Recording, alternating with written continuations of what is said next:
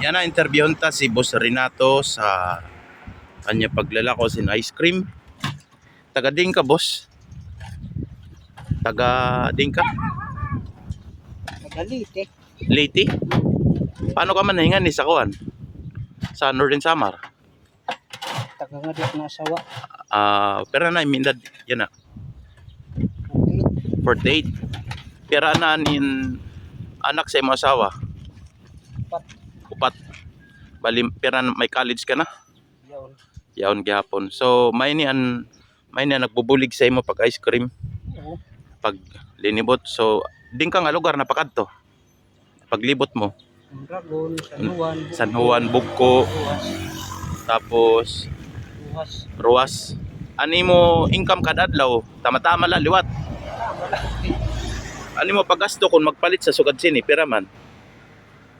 Kung maggasto ka, kung maghimo ba ice cream, pera ani mo gasto? 1.8. 1.8. Ani mo? So, ani mo ngud nangaran, boss? Renato. Renato Ugtuhan Dibira. taga Leyte. So, kay bao di ka mo Cebuano. Cebuano gyapon. Oh.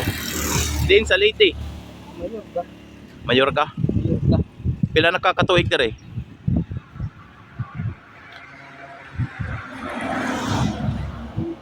Ha? 20 years. 20 years na siya.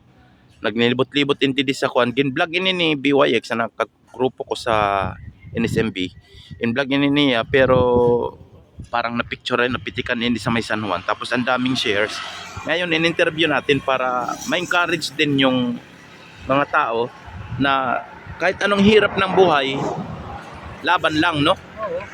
Hindi susuko. So, yan, no, nag-ice cream yan. So, pag nakita nyo to sa daan, naglalako, bilhan nyo kahit 5 piso lang kasi nakakatulong din yan sa kanya. Di ba? Salamat, boss. Okay, God bless.